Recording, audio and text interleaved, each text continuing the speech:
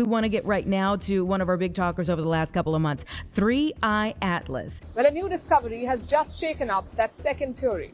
It's about a comet called 3I Atlas. James Webb finally got a clear look at 3I Atlas, and what it saw should not be possible. For months, scientists assumed they were dealing with a known type of object.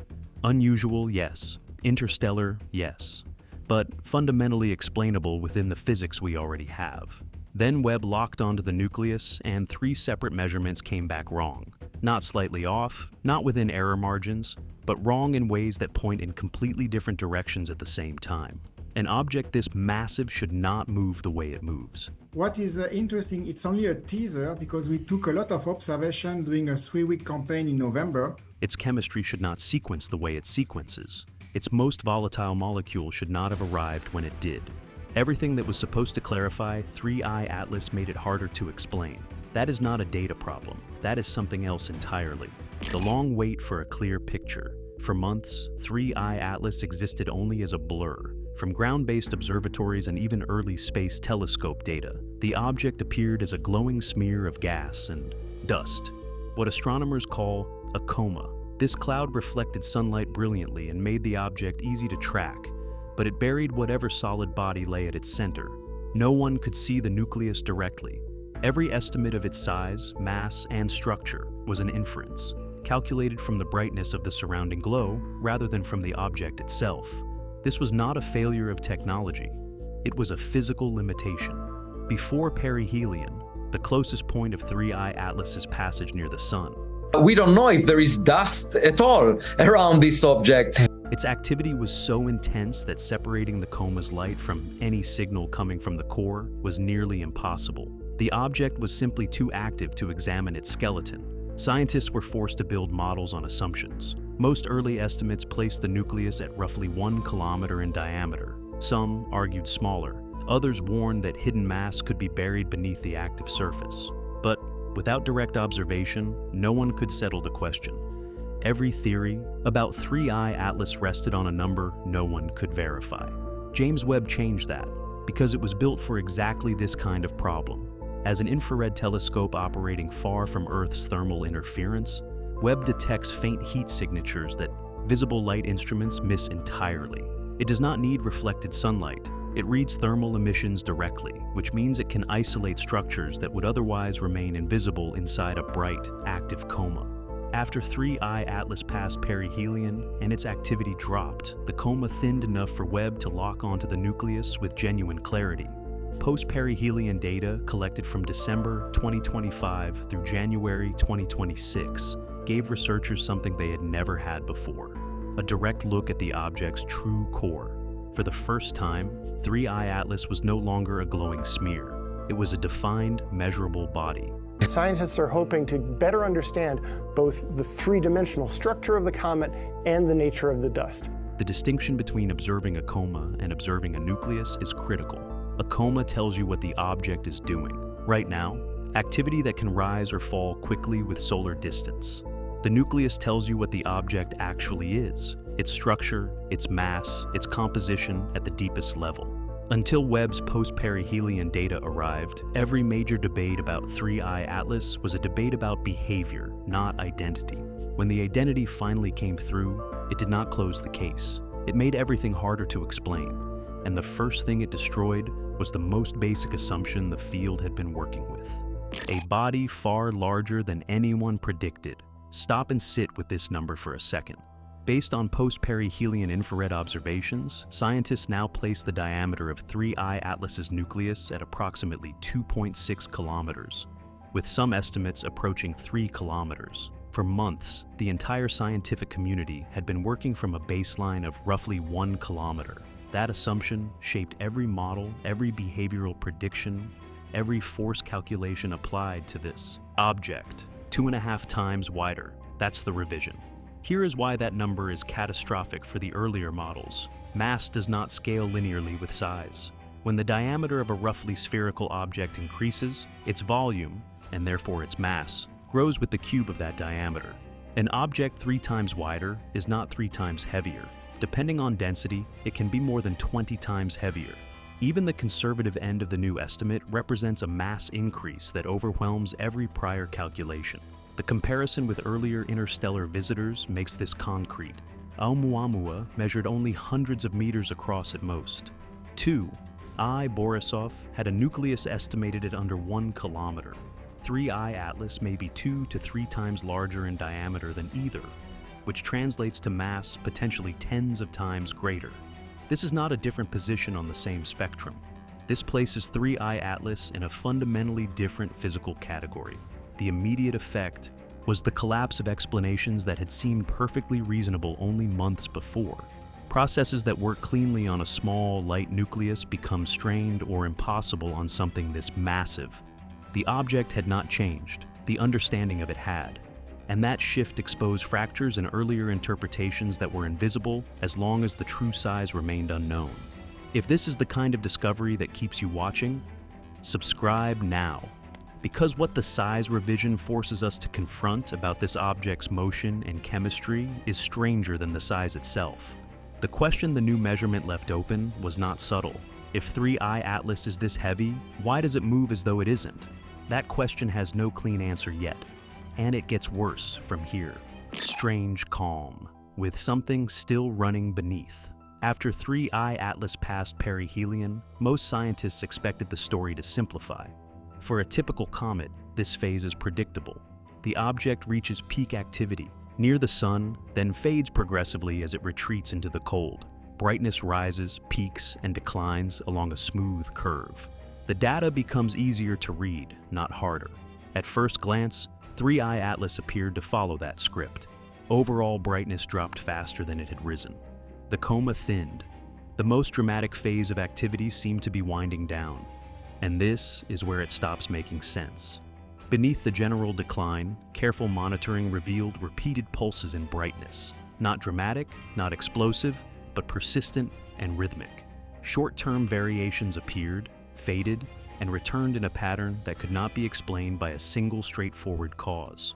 The most natural explanation for such variations is rotation. As a comet spins, different surface regions come into sunlight, producing different activity levels.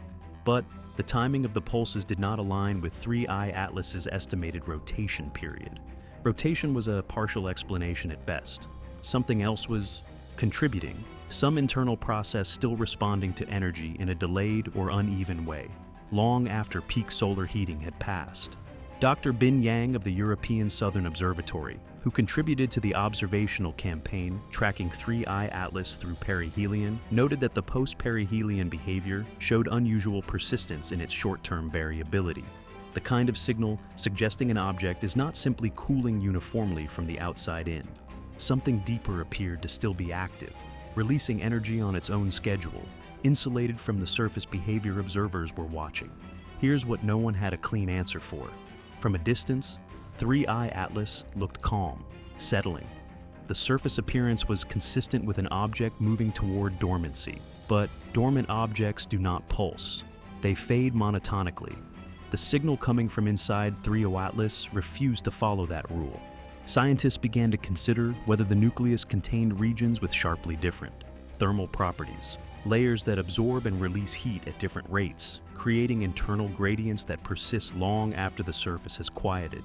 A 3-kilometer nucleus has enough interior volume to sustain those gradients for extended periods. What made this even more revealing was what the post-perihelion phase was supposed to do for scientific understanding.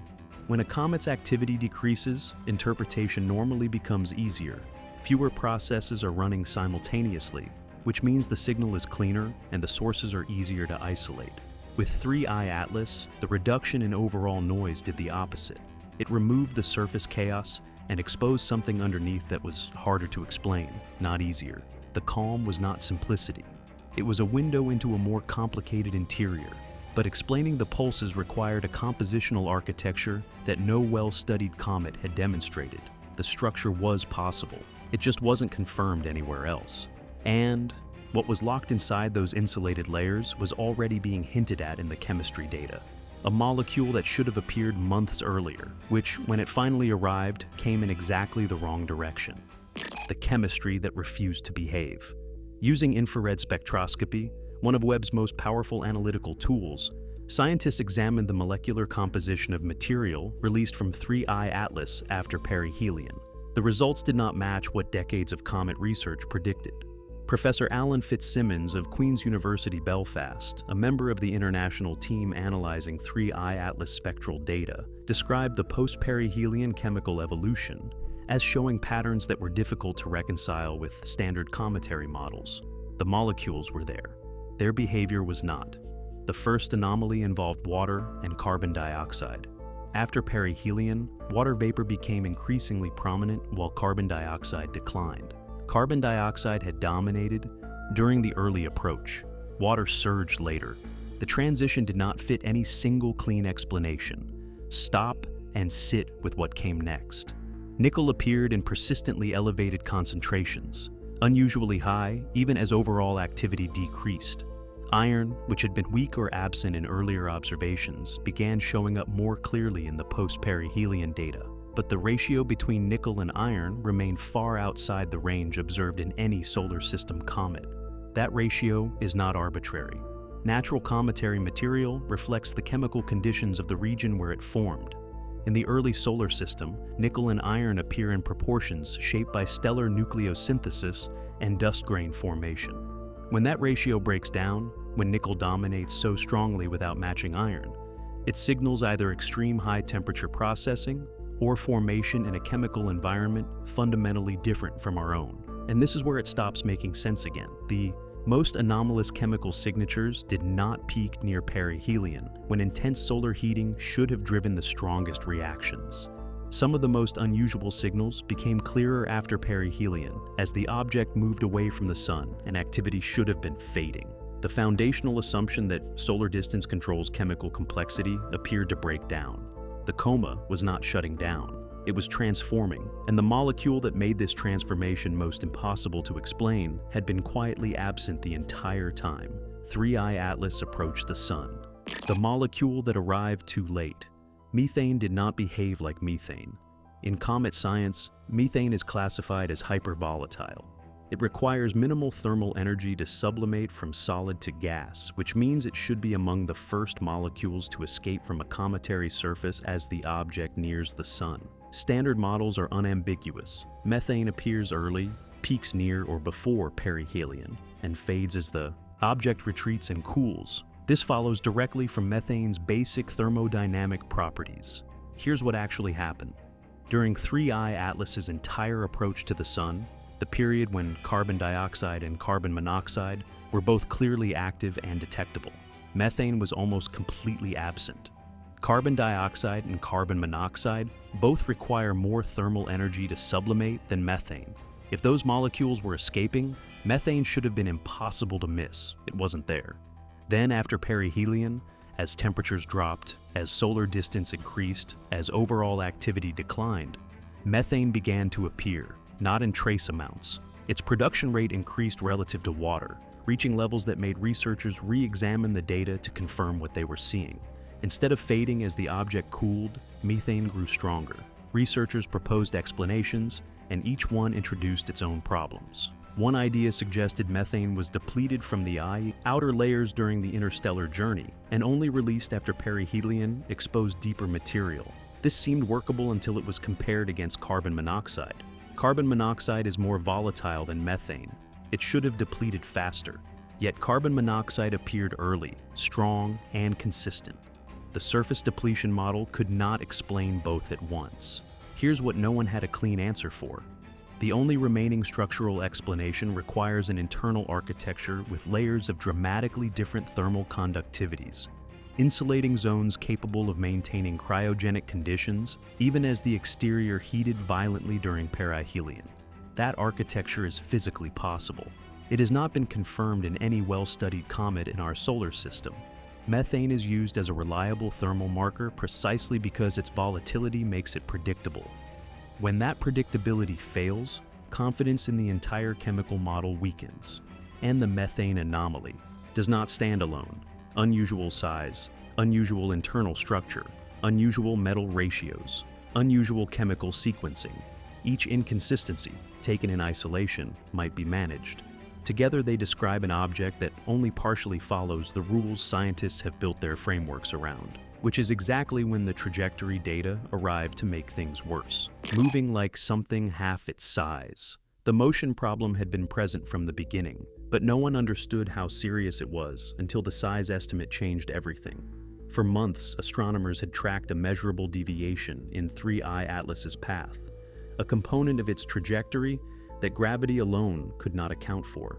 In comet science, this is called non-gravitational acceleration, and its standard explanation is outgassing. When ices sublimate and release gas from a comet's surface, the escaping material pushes back against the nucleus like a continuous low-thrust rocket. For small, light objects, even modest, outgassing can produce measurable trajectory changes.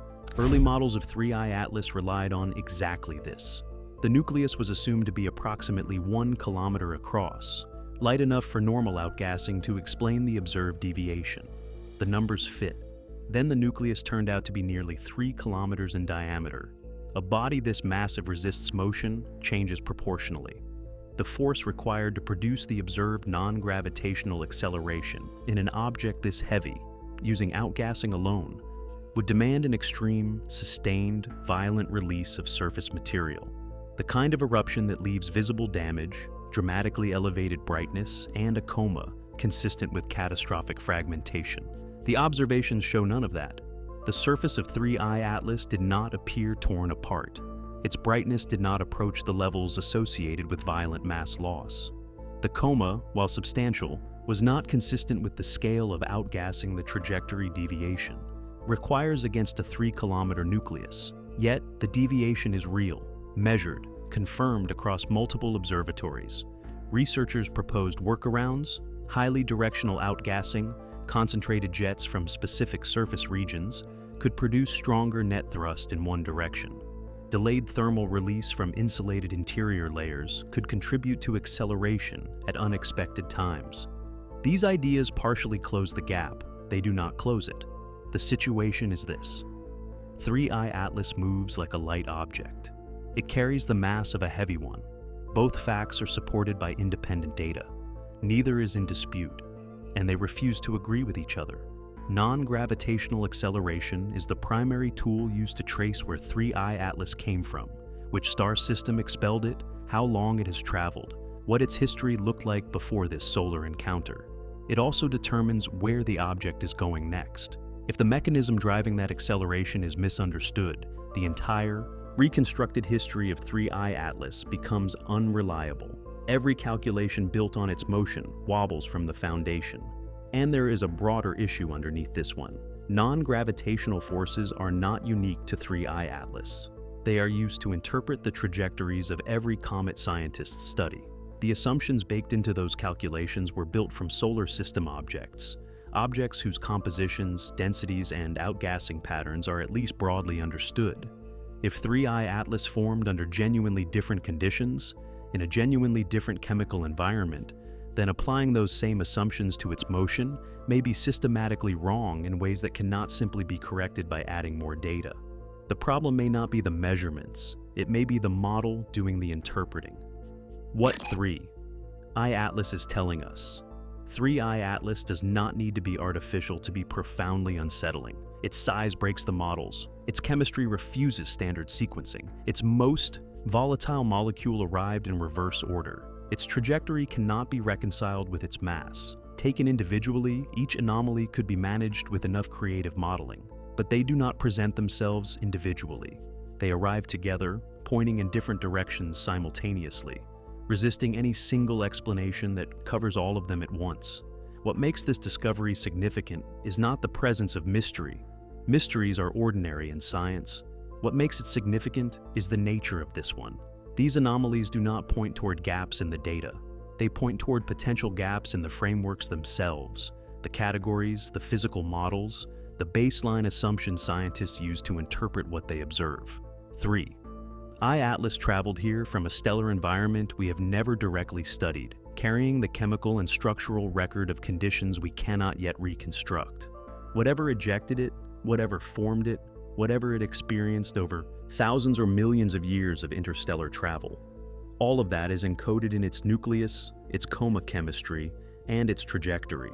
We are still learning to read that record, and the tools we are using to read it were built entirely from objects that formed here, in our own solar system, under conditions we understand. Whether those tools are adequate for what 3I Atlas is showing us is a question the data is starting to force into the open.